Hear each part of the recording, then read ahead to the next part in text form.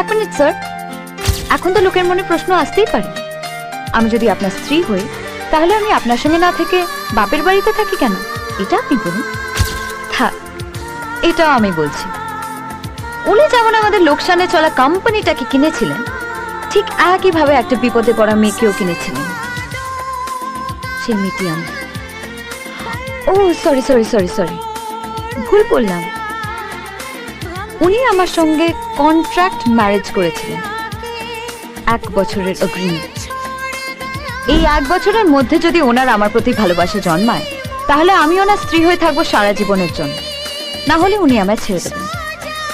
ভালোবাসাও জন্মালো না, উনিও আমায় ছেড়ে দেবেন।